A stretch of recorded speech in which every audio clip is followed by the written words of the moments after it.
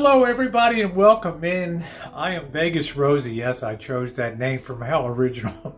Welcome to the channel. For those of you who have landed here for the first time, I hope that you will enjoy some of my insights.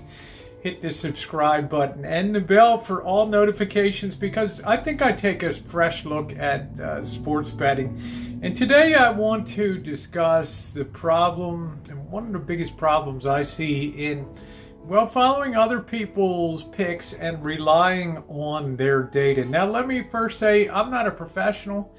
I have bet on sports for a lot of years, both on the street with bookies and through LA at the betting counters.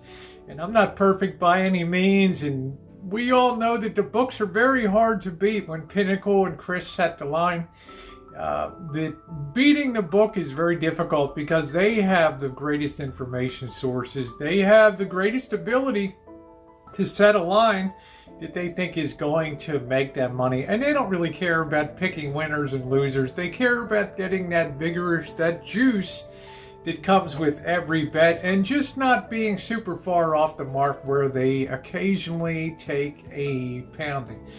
But there's a few large channels that I follow that do sports betting and things. And one of the consistent themes is you'll hear discussions of how this team performs against the spread. Or you'll hear like in their last 5 games, Penn State is 2-3 against the spread. Or Auburn is 6-1 against the spread as a underdog. Those type of things. Or in the last 5 games, Penn State played an SEC team. The totals went under 48 points or something like that.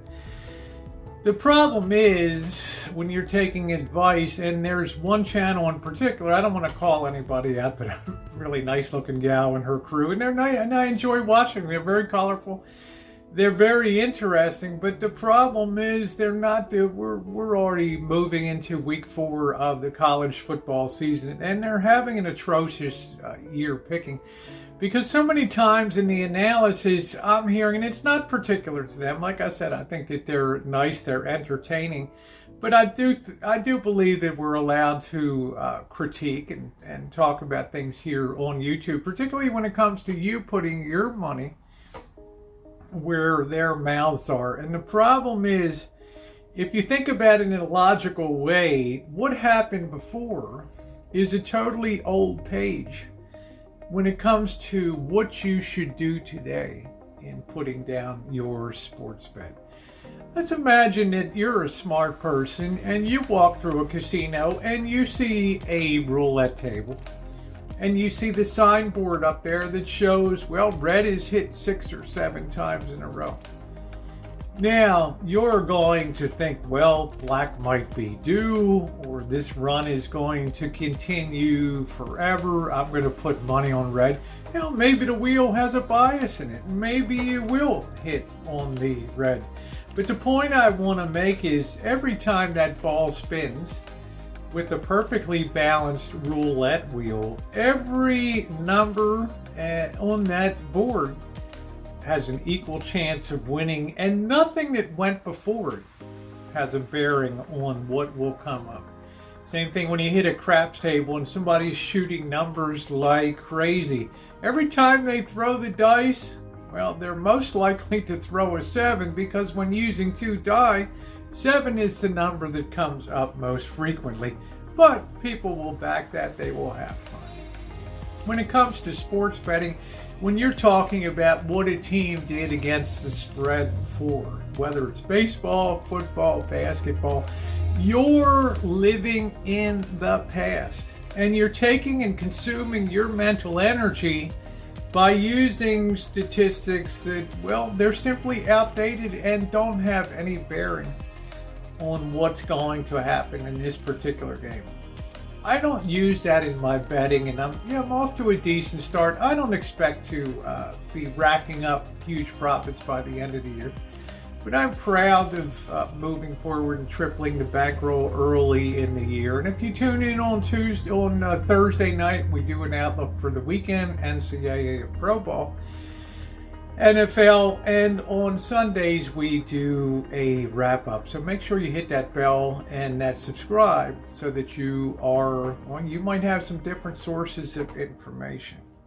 Now, if you bet those games, the big problem with betting games using things like statistical modeling for how a team covered the last 5 games, or what the over/under is going to be based on the performance of past games. Emphasis on past games. You're going to be not putting enough emphasis on the team that is there on the field now. And what they did before may have a slight impact on what's going to go on this game. But talking about what was takes your focus off what could potentially be. If that methodology of talking about how a team performed against the spread, talking about how teams do in over-unders when SEC meets Power 5 or ACC teams, the real problem is, and maybe you'll agree, the same team is not on the field that accrued those past statistics. Every year, and even during the season, the composition of teams changes. And if you're rooted in what happened before, you're not seeing the same team on the field that made that happen and the same teams that they're playing. Therefore, I think that it's a real logical error to use that information when you're making current bets. And the way this one picking service is performing now, well, it's nothing short of atrocious. And it's because so much of their analysis is rooted in what happened. How did this team perform against the spread? How did these two teams do in compiling over and under? And you got new defensive line coaches, new defensive coordinators, new offensive coordinators, quarterback coaches, and oftentimes a new head coach that comes in with a new philosophy. So why would anything that happened before have a bearing on what's going to happen in this particular game? For example, that Auburn was picked to cover the spread because, well, against Penn State, last year they did X, Y, Z. Well, who in the hell cares? Right? I look at Penn State this year and I said, this is a very well formulated team, and watch out. They're flying under the radar, which presents good betting opportunities. And despite the pro pickers, Penn State absolutely shit-stomped Auburn for one of their greatest victories of probably the last 2 years.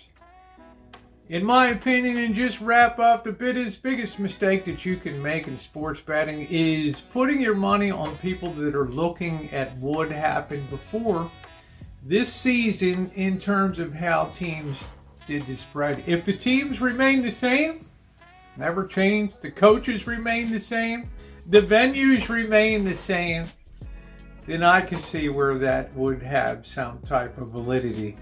But I think if you're betting that way in real time today and picking teams, I think you're doing yourself a tremendous disservice, because what was is not what is on the field. And therein lies the difference. Hey, give me your thoughts down below. Maybe you've had great success with past statistics of performance against the spread or underperformance. Let me know down in the comments section. In the meantime, my channel has a variety of different things. You see, I'm undertaking restoration of vintage audio units on my wall of sound. I do restaurant reviews, travel to Vegas, metal detecting.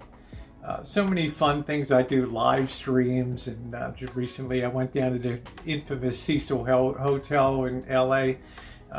Lots of fun content that I think you will enjoy. So please hit the bell please hit the subscribe button and the bell for all notifications. Vegas Rosie saying, have a great one. Good luck on your betting. And I'll see you on Thursday and Sunday nights. Thanks, everybody.